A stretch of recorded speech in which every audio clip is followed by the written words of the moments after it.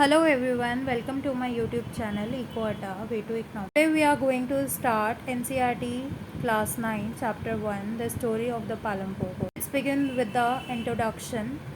There is a small village called Palampur. Palampur is fairly connected with a well-developed system of roads, transport, electricity, irrigation, schools and healthcare. सो पालमपुर एक village है जहाँ पर 450 families रहती हैं, जहाँ के लोग मेनली फार्मिंग का काम करते हैं. Their occupation is farming and some rest of the people were engaged in a non-farming activities like dairy farming. So there are a different type of production activities in the village. In this chapter mainly जो concept है production का उसे समझाया गया है कि एक good को प्रोड्यूस करने के लिए बहुत सारे अदर रिसोर्सेज की भी हमें ज़रूरत पड़ती है.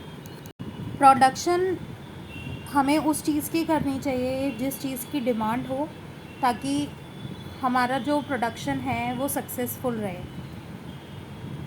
Let's read it. The purpose of the story is to introduce some basic concept related to production, and this we do through a story of hypothetical village called Palampur.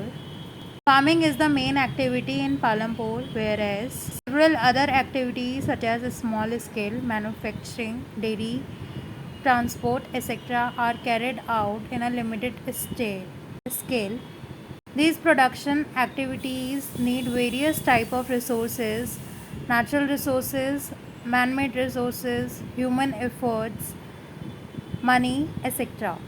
सो किसी भी एक good को प्रोड्यूस करने के लिए हमें बहुत सारे रिसोर्सेज की ज़रूरत पड़ती है, बहुत सारा पैसा चाहिए होता है उस प्रोडक्शन के पीछे. हमें एफ़र्ट्स लगाने पड़ते हैं उस काम को करने के लिए. हमें बहुत सारी नॉलेज होनी चाहिए उस पर्टिकुलर के लिए. So the story of a Palampur is an imaginary village will take us through the different type of production activities in the village across India. Farming is the main production activity.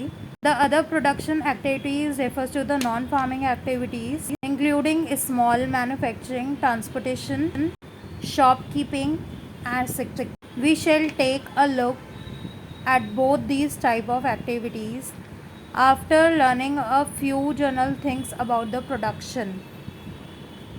So next we are going to study about the aims of production.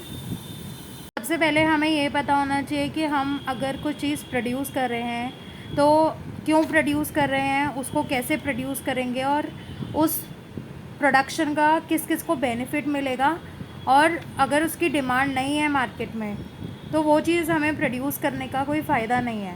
So the aim of production is chill.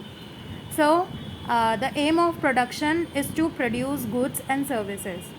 Mainly किसी भी product को produce करने के लिए हमें ये पता होना चाहिए कि उसकी मार्केट में कितनी डिमांड है और प्रोडक्शन हमें किस लिए करनी है. Next, organization of production. So हमें एम क्लियर है. नाउ वी आर मूव कि हमें प्रोडक्शन करनी क्यों है. For the people who consumes the goods services. अब एक प्रोडक्शन को करने के लिए हमें क्या क्या चीज़ें ज़रूरी हैं. So the needs for the production, first is land. The first requirement is land and the other natural resources such as water, forest and material. The second requirement is labor, that is people who are willing to do work. हम किसी production के लिए important होता है labour. अगर labour available ना हो उस पर्टिकुलर एरिया में तो प्रोडक्शन ठीक से नहीं हो पाएगी.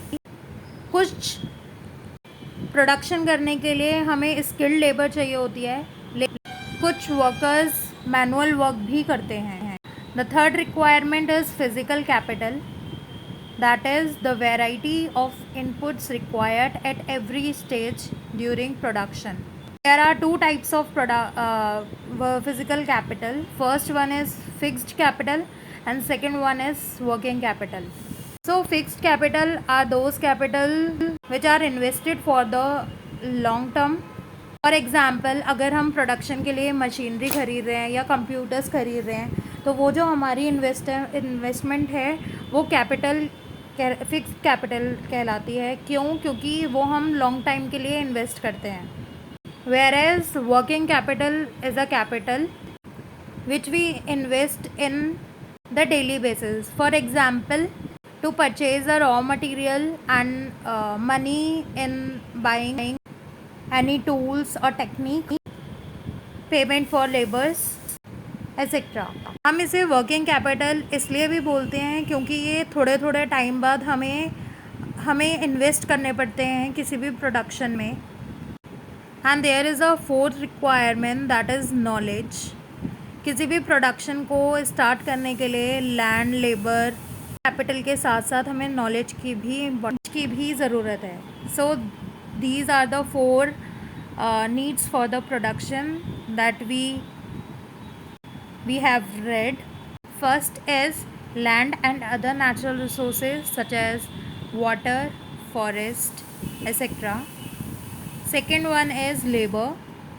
Third one is physical capital, जो हमने 2 तरीके की पढ़ी है, that is physical capital and working capital.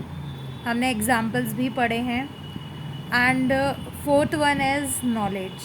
Knowledge is the most important part.